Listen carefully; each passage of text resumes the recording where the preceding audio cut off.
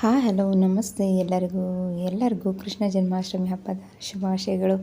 ಕೃಷ್ಣ ಜನ್ಮಾಷ್ಟಮಿ ಮುಗಿದು ಆವಾಗಲೇ ಒಂದು ವಾರ ಆಯಿತು ನೋಡಿರಿ. ಇವಾಗ ನಾನು ಒಂದು 3 ದಿನದ ವಿಡಿಯೋನ ಅಪ್ಲೋಡ್ ಮಾಡ್ತಾಯಿದ್ದೀನಿ. ಕೃಷ್ಣ ಜನ್ಮಾಷ್ಟಮಿ ಮತ್ತು ನಾವು ದೇವರಿಗೆ ಹೋಗಿದ್ದು ಮತ್ತು ನನ್ನ ಬರ್ತ್ಡೇ ವ್ಲಾಗು ಮೂರನ್ನೂ ನಾನು ಇಲ್ಲಿ ವಿಡಿಯೋನ ಹಾಕ್ತಾಯಿದ್ದೀನಿ. ಇವತ್ತು ಇದು ನಮ್ಮ ಭೂಮಿಪುಟ ಸ್ಕೂಲಲ್ಲಿ ಕೃಷ್ಣ ಜನ್ಮಾಷ್ಟಮಿ ಸೆಲೆಬ್ರೇಷನ್ ವಿಡಿಯೋ ನೋಡ್ಕೊಂಡು ಬರೋಣ ಬರ್ರಿ.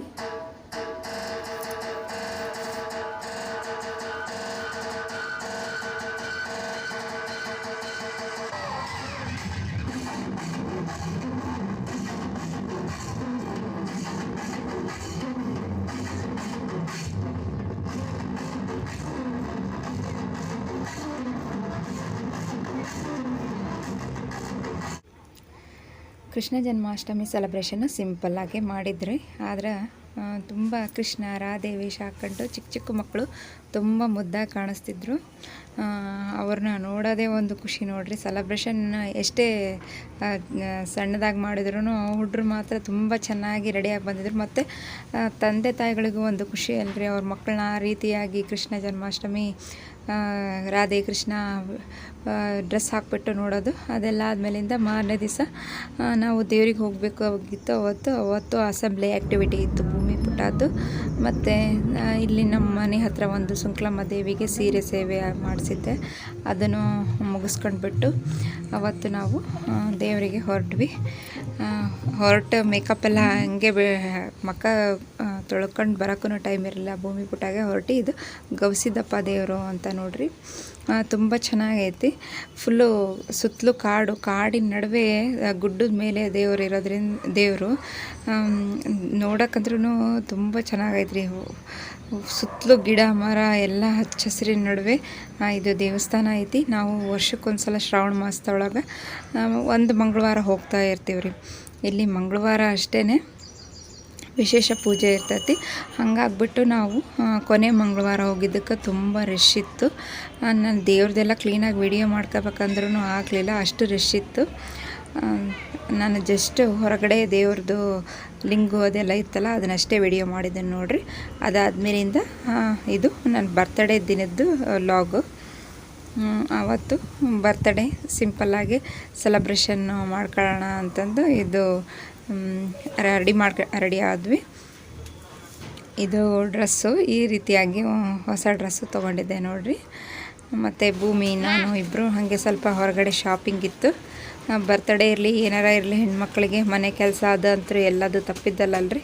ಏನಿದ್ರೂ ನಾವು ಮನೆ ಕೆಲಸ ಎಲ್ಲ ಮುಗಿಸ್ಕೊಂಡೆ ಸೆಲೆಬ್ರೇಷನ್ ಅದೆಲ್ಲ ಮಾಡ್ಕೋಬೇಕು. ಹೆಣ್ಮಕ್ಳ ಮೇಲೆ ಅದು ಇದ್ದೇ ಇರ್ತೈತಿ.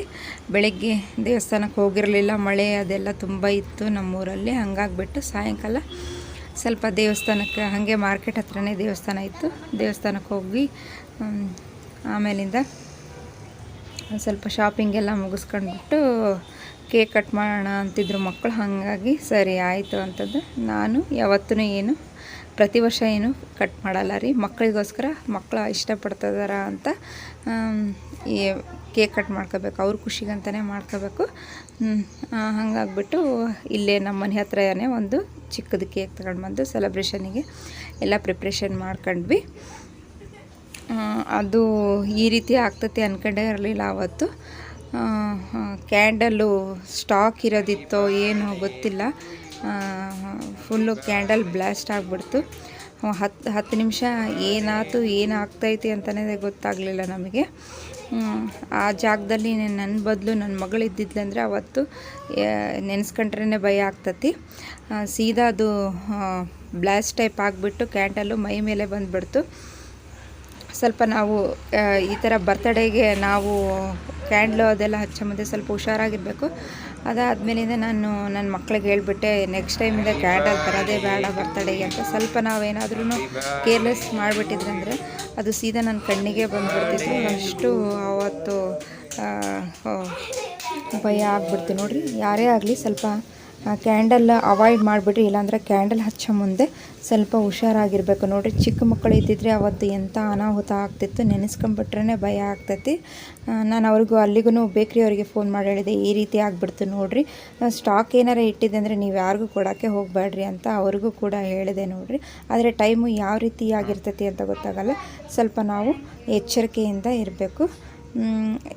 ಎಲ್ಲರಿಗೂ ಈ ವಿಡಿಯೋ ಇಷ್ಟ ಆದರೆ ಪ್ಲೀಸ್ ಒಂದು ಲೈಕ್ ಮಾಡಿರಿ. ಮತ್ತು ನನ್ನ ಚಾನಲ್ಗೆ ಇನ್ನೂ ಯಾರು ಸಬ್ಸ್ಕ್ರೈಬ್ ಮಾಡ್ಕೊಂಡಿಲ್ಲ ಪ್ಲೀಸ್ ಸಬ್ಸ್ಕ್ರೈಬ್ ಮಾಡ್ಕೊಳ್ರಿ.